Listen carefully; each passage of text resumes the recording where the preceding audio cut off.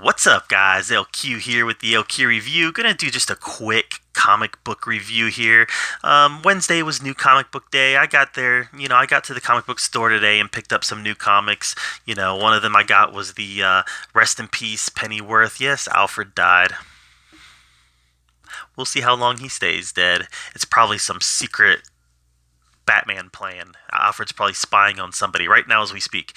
But in this issue, he is dead. Batman, Pennyworth, rest in peace. Got the new Superman one. Haven't been crazy about this run at all. Bendis has been, but in this issue he fights Mongol, so that's fun. And another one that I got, Harley Quinn and the Birds of Prey issue 1, and this is the one that we're going to talk about. So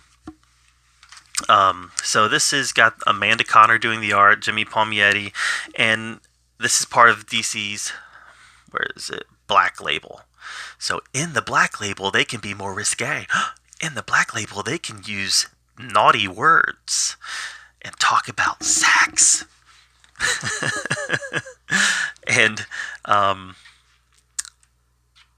this felt very much like a Harley Quinn book from the main series, from this series here.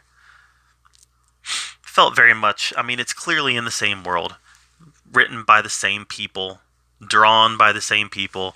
It's very much in the vein of that, only there's some naughty words thrown in there. There's some, that's really all it is. As far as sex is concerned, there's some innuendo, which there's innuendo in all of Harley's books. As far as violence is concerned, there's a little more blood in there.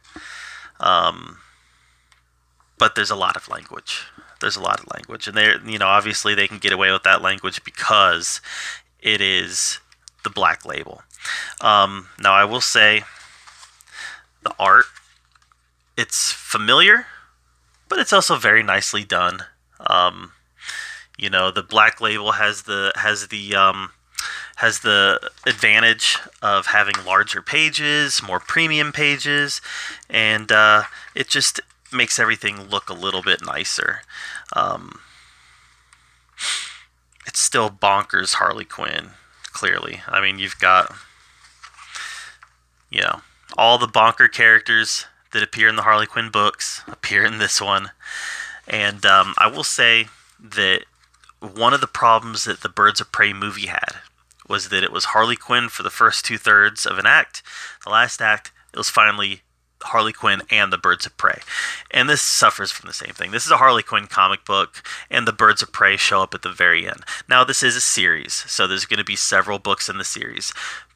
But this is Harley Quinn all the way, and then the Birds of Prey show up at the very end. And it's very much the Birds of Prey from the movies. This is not the Birds of Prey from the comic books. It's in that sense, it's kind of out of continuity from the main DC line, even though it is in continuity. The Harley Quinn book always stands as kind of out of continuity, yet in continuity.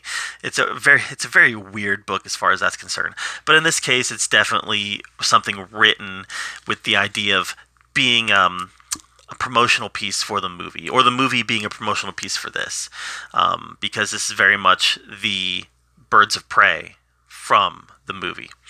It was an okay storyline, nothing to really write home about, to be honest with you, and it didn't have to be a Black Label book. It really didn't. Like I said, there was the Black Label allows for sexual content, but there's no sexual content in here. The Black Label allows for ultra violence. There's very little of that in here.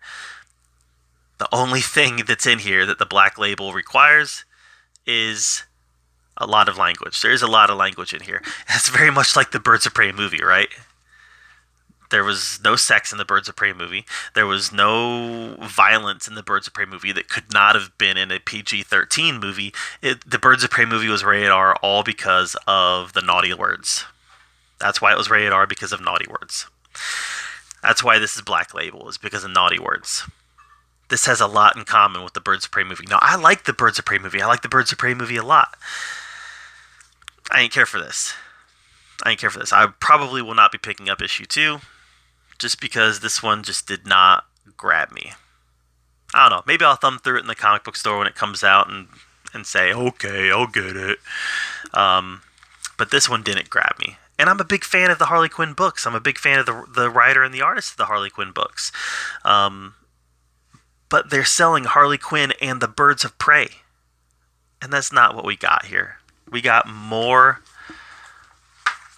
of the same.